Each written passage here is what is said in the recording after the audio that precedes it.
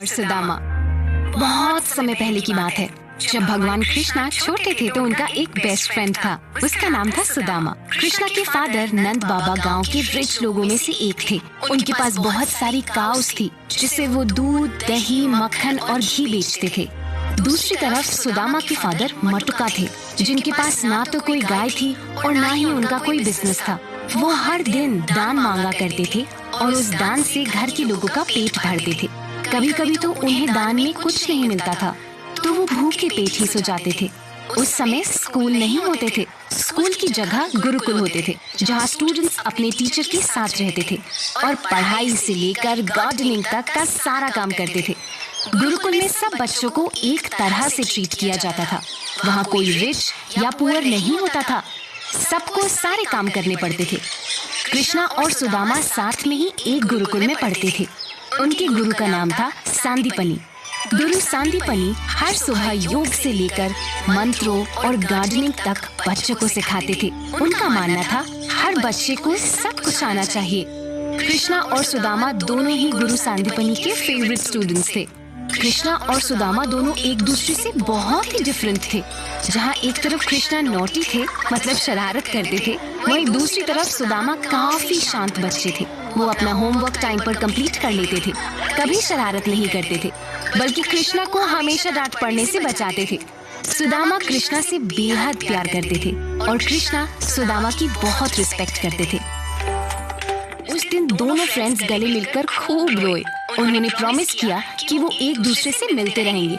जहाँ एक तरफ कृष्णा अपनी रिच फैमिली के पास गए, वहीं दूसरी ओर सुदामा अपनी छोटी सी हट में अपनी फैमिली के पास रहने लगे।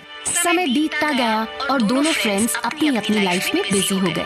दोनों की शादी हो गई। जहाँ एक तरफ कृष्णा अपनी वाइफ रुक्मिणी के साथ द्वारका में अपने बड़े से महल में रहते थे, वहीं दूसरी तरफ सुदामा अपनी वाइफ सुशीला और 2 बच्चों के साथ अपनी छोटी सी कुटिया में रहते थे। कृष्णा द्वारका के राजा थे और उनके राज में सब बहुत खुश रहते थे।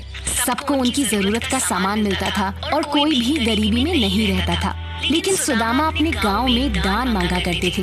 हर दिन महंगाई बढ़ने के कारण वो और भी ज्यादा गरीब होते जा रहे थे। उनके पास अपने बच्चों को खाना खिलाने तक के पैसे नहीं थे। एक दिन उनकी वाइफ सुशीला रोते रोते उनके पास आई। सुशीला बोली,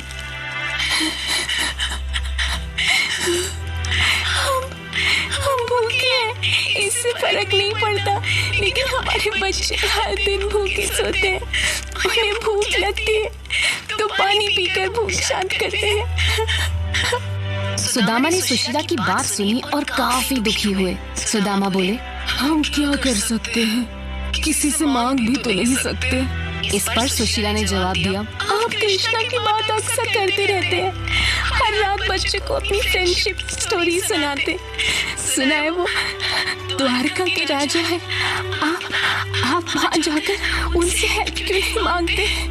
वो तो आपके बहुत अच्छे फ्रेंड है। हाँ, सुदामा को सुशीला की बात ठीक लगी। सुदामा बोले, मैं द्वारका तो चला जाऊंगा, लेकिन मैं उनके बच्चों के लिए क्या ले जाऊं? सुशीला ने अपनी पड़ोस से कुछ राइस स्नैक्स मांगे और एक कपड़े में बांधकर सुदामा को दे दिए। सुदामा ने स्नैक्स का बंडल लिया और द्वारका के लिए निकल पड़े।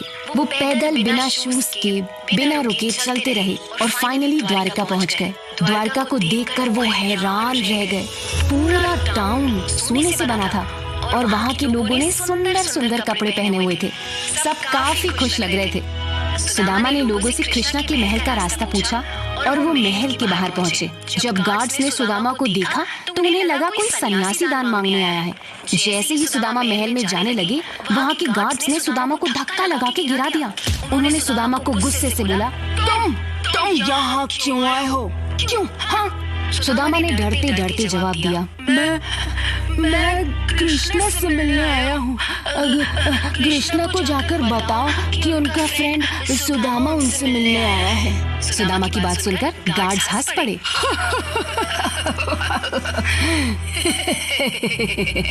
उन्हें लगा, इतने बड़े राजा का फ्रेंड इतना गरीब कैसे हो सकता है? इसके तो कपड़े तक फटे हुए हैं।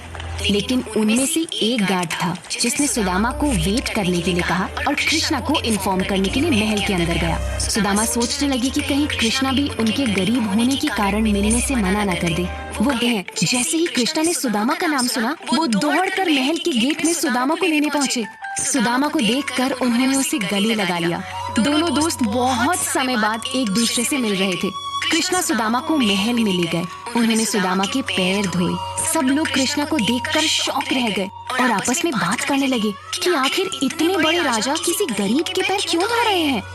कृष्णा ने सबको बताया कि सुदामा उनके बचपन के फ्रेंड है। कृष्णा के महल को देखकर सुदामा को थोड़ी शर्म आई और वो अपने लाए हुए राइस स्नैक्स कपड़े से छुपाने लगे, लेकिन कृष्णा ने उनके हाथ से राइस स्नैक्स छीने और पोटली खोलकर खाने लगे। कृष्णा बोले, सुदामा, मैंने कभी इतने मीठे और टेस्टी स्नैक्स नहीं खाए। अगली बार आओगे तो ढेर सारे लाना दोस्त। दिन बीता और वो डिनर करने बैठे। महल में सब सोने की थाली में खाना खा रहे थे। सुदामा ने इतना सारा खाना कभी नहीं देखा था।